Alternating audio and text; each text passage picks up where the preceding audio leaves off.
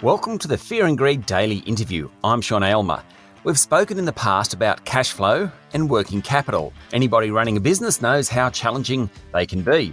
Now, a new report has looked at the working capital performance of 137 ASX-listed companies across 7 sectors. How much money was locked up within these businesses, how quickly they collected cash from customers, and the impact on payments to suppliers. There are really important insights with implications not just for ASX-listed companies, but clients and suppliers all the way through the supply chain. Jason Ireland and Sean Wiles are partners at McGrathNicol Advisory and co-authors of the report, which enables McGrathNicol to anticipate how companies and sectors will perform when facing any turbulence in the next 12 months or so. McGrathNicol is a supporter of this podcast. Jason, Sean, welcome to Fear and Greed. Thank you, Sean. Thanks, Sean. First, let's start with some definitions, Sean. What's the difference between cash flow and working capital? Well, Sean, we often talk about operating cash flow as being a business's receipts and payments from trading, from doing business. So unless a business operates purely on cash on delivery, at any point in time, it will be owed money from its customers for sales that it's already made, and it will also owe money to its suppliers for purchases that it has made. And these are really the two key components of a business's working capital. It's accounts receivable and accounts payable. And the third element is obviously inventory. So the inventory or stock that a business has on hand ready for sale at any point in time. Essentially, a business's accounts receivable, accounts payable, and inventory, these three components, comprise a business's net working capital. It's the part of trading that is not yet translated into cash flow. So working capital management drives cash flow in our view, and the better that businesses can do it, the quicker they'll convert their effort or their trading into cash. Okay, and the report also talks about the net working capital cycle. What is that a proxy for? How do I think about that? Well, we think about the performance of a business in managing its working capital as the amount of time it takes to collect from its customers, the time it takes to pay its suppliers, the time it takes to hold its inventory. So collectively, those three parts of a business's trading make up its net working capital cycle. Great. So this is the 9th edition of your annual working capital report, but of course this one's a little different because of the overall impact of COVID-19. Sean, what were the main changes you noticed in working capital cycles across last year and even the year before, I suppose, because of COVID? So interestingly, at a fundamental level, we saw how resilient Australian businesses were, Sean. So trading activity actually increased during the year with about 70% of our sample reporting revenue growth. But businesses did carry higher levels of working capital to deliver this outcome. And the average working capital cycle that we talked about increased by 3.1 days, which in itself might not sound too significant, but this translated into an additional $5.5 billion of cash being locked up within the companies that we looked at. Wow. So just breaking that down then into the collecting cash from customers or holding more inventory or paying suppliers, whereabouts did that play out? Yeah, that's right. Companies collected cash from their customers more slowly. Right. They did hold more inventory and they paid their suppliers more slowly as well. Okay. And did the impact of COVID change as the pandemic went on because we went in and out of lockdown? Yeah, the COVID impact was really felt in two waves during 2021, Sean. Firstly, there did appear to be a correction in working capital cycles in the first half of the year, and the stock build-up that was reported in the second half of 2020 was actually released and the supply payment cycles lengthened. And this came after a period during the first wave of COVID where businesses had to accelerate payments to shore up supply. So that was released and businesses' working capital cycles actually got shorter in the first half of the year. In my mind, I'm thinking that a shorter cycle is better, but is that always the case? Yeah, we're looking for businesses when we're talking to businesses about optimizing working capital. It's about it's not always the lowest level of inventory, but it's the optimal level of inventory for them to be able to service their customers to meet their customer promise. But when you're thinking about the other aspects of working capital, you do want to try and bring in cash as quickly as you can from customers, and you do want to manage your supply payments to try and, I suppose, manage and balance against the time it's taking you to get that money in from your customers. Jason, I wanted to bring you in here and look at a couple of sectors particularly. Let's start with construction.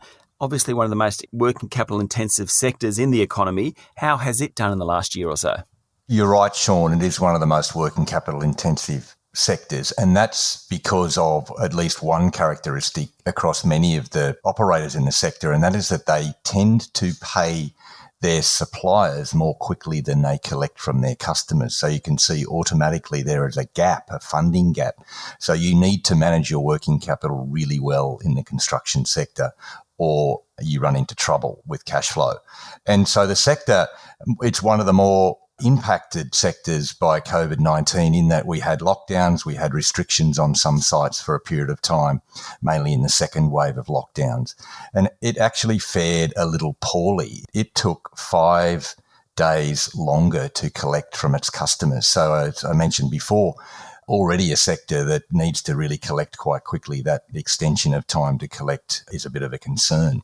And what it did was it compensated by carrying less inventory and paying its suppliers more slowly so that it conserved that cash that it was effectively not yet collecting. And we don't think that's sustainable for the sector. That sector needs to get back to collecting really well so that it can shore up its supply for what should be a really good period for construction in Australia. So getting working capital right in that sector is going to be an essential part of the management team's focus this year. Okay, because that sector is certainly done well out of some government subsidies, which are still flowing through the economy. But if they're not managing their working capital, they're not taking best benefit out of that.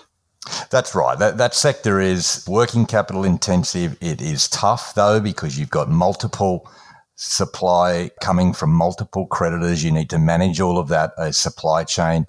It's a tough sector. It is a sector that we have seen companies fail while winning work and while contracting because purely of working capital management. It's really tough in that sector. Stay with me. We'll be back in a minute.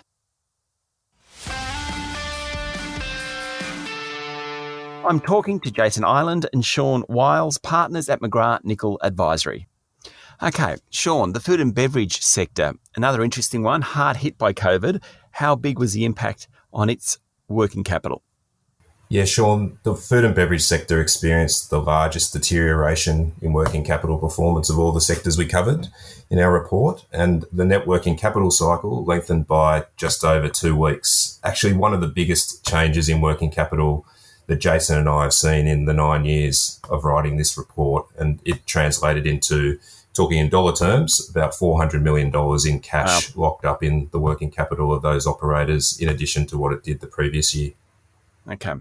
Then retail, Jason, bringing you back in. There was a concern for a number of Australian retailers before COVID hit. How'd they cope with the pandemic? Retail, I think, was one of the big winners out of the pandemic, Sean, because we had some of those government incentives that you spoke about before.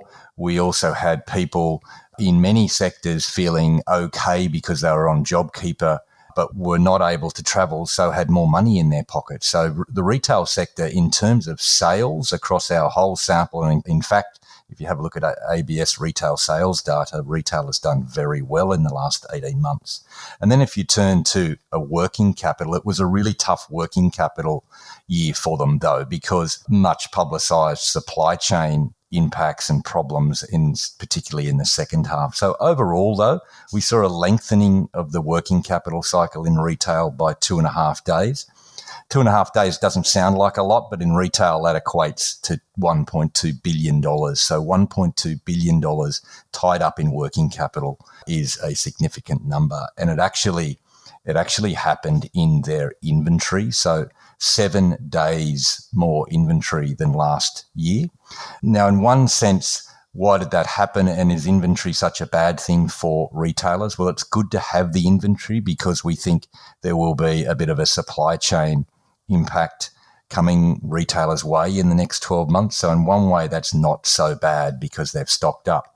But of course, as we know, for retailers, it needs to be the right inventory. So working capital management for retailers is key because you need to keep turning your inventory over. And so that 7-day increase in inventory is a significant number for the retail sector. Okay, along the same lines, we're going to see lots of growth opportunities as the economy emerges from the pandemic. We're already seeing some of that. What impact does working capital have on the ability of a business to take advantage of these opportunities, Jason? It's huge because to take advantage of opportunities in business, you need cash. There's not much point in having all of that cash tied up in working capital. Your cash needs to turn over. So we actually think you're right that there'll be opportunities for pretty much every sector as we emerge from COVID-19, or at least emerge from lockdowns, and we start to see international travel back on the cards and, in fact, interstate travel. So we think every sector will have options which are more and varied, and the ability to grow will return. But if they don't have the cash available to them, they'll be left behind. So working capital management, we think for 2022, it's got to be right up there with strategy and safety. Of course, safety is the number one for all sectors, but working capital management is right there with strategy.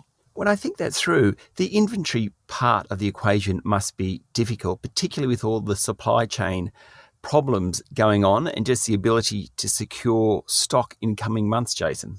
It will be. I think it's the biggest headwind for businesses generally will be supply chain because what we've seen is that other large economies around the world emerged from lockdown and emerged from COVID earlier. So they've pulled on the demand and taken demand away from the transport lines that we usually use in Australia.